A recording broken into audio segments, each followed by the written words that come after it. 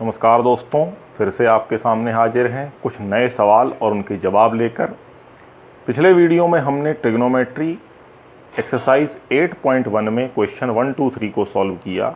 अब आगे fourth question से हम आगे कंटिन्यू करते हैं।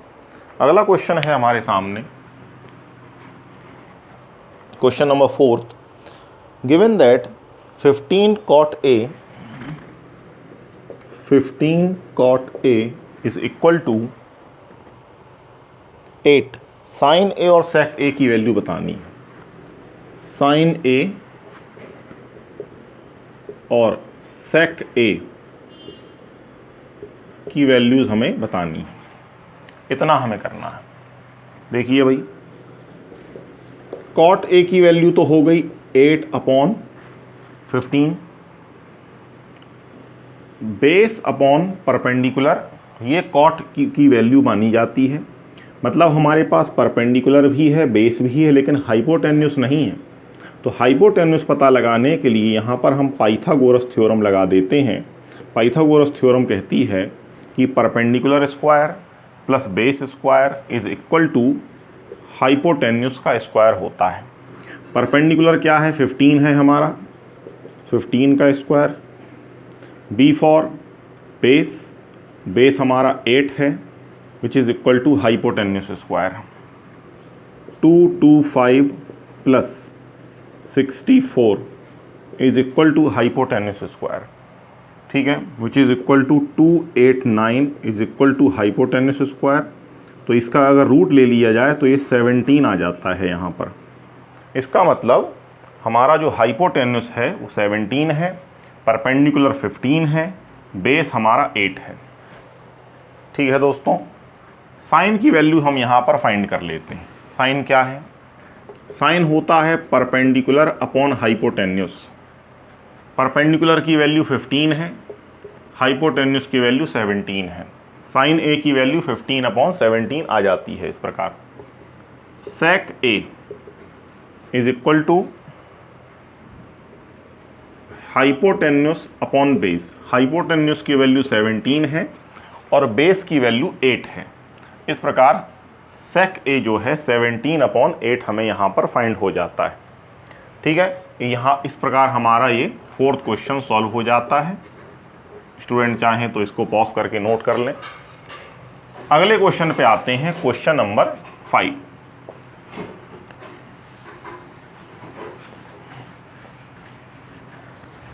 क्वेश्चन 5 क्या कहता है देख लेते हैं दोस्तों।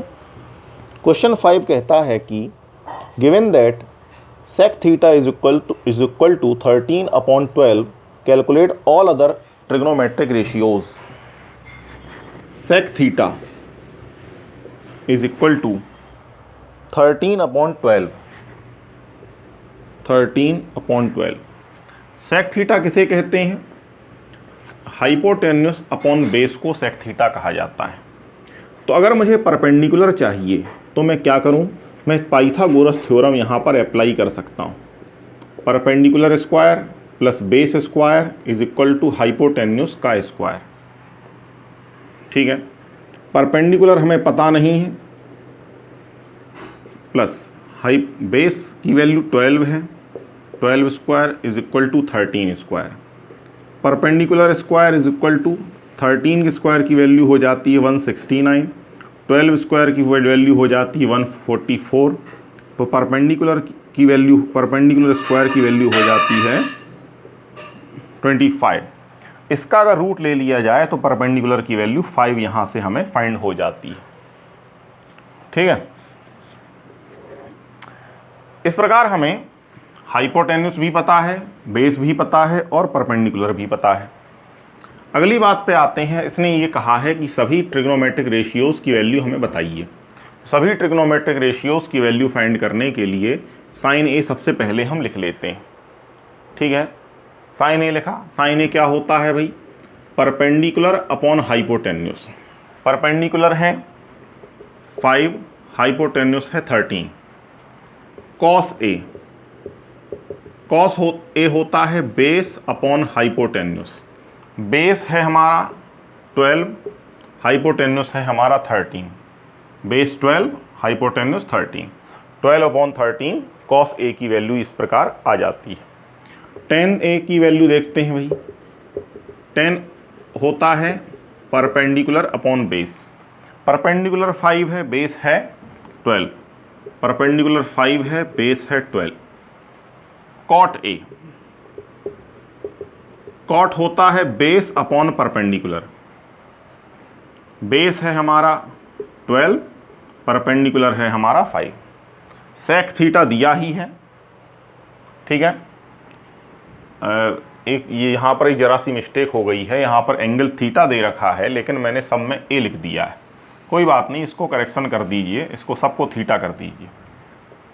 थीटा थीटा थीटा थीटा, ठीक है। कॉसेक थीटा, कॉसेक थीटा होता है हाइपोटेन्यूस अपॉन परपेंडिकुलर। हाइपोटेन्यूस 13 है और परपेंडिकुलर जो है यहाँ पर 5 हमें दे रखा है। इस प्रकार ये सारे ही ट्रिग्नोमेट्रिक रेशियोज हमें फाइंड हो जाते हैं। और अगली बात पे आते हैं, क्वेश्चन नंबर 6 की बात करते हैं।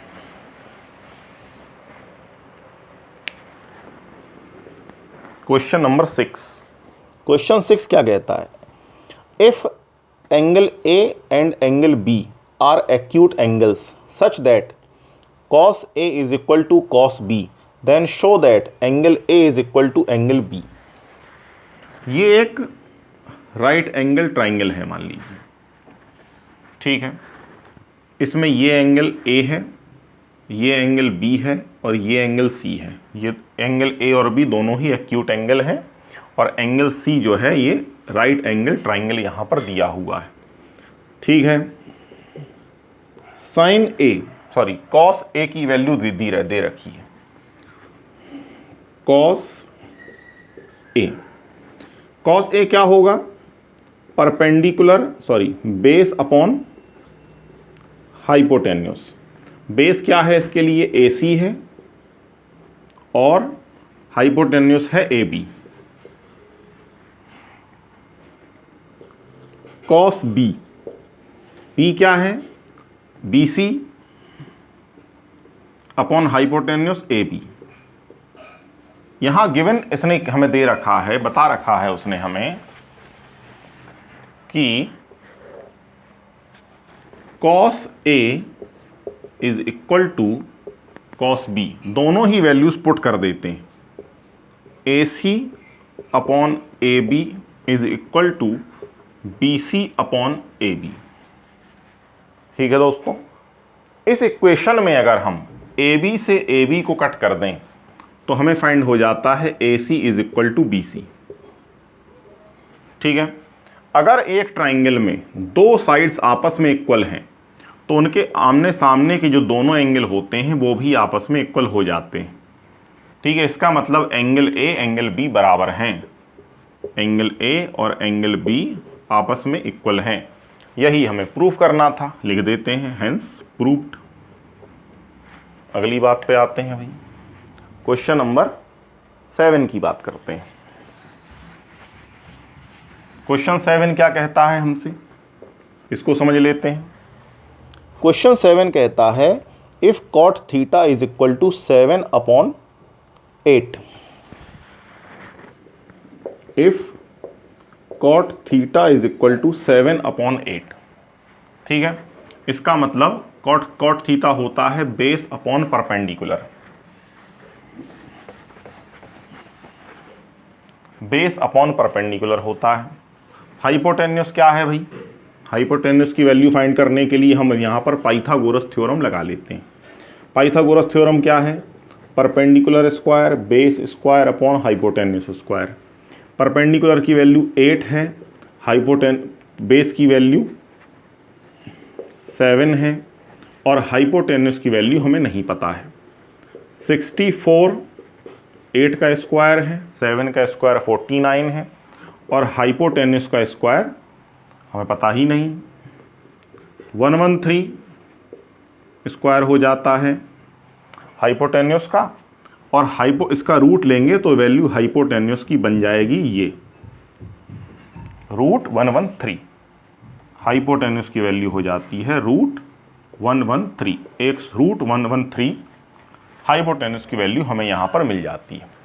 अब इसने पहला पार्ट हमसे यहाँ सॉल्व करने को कहा है कि 1 प्लस साइन थीटा 1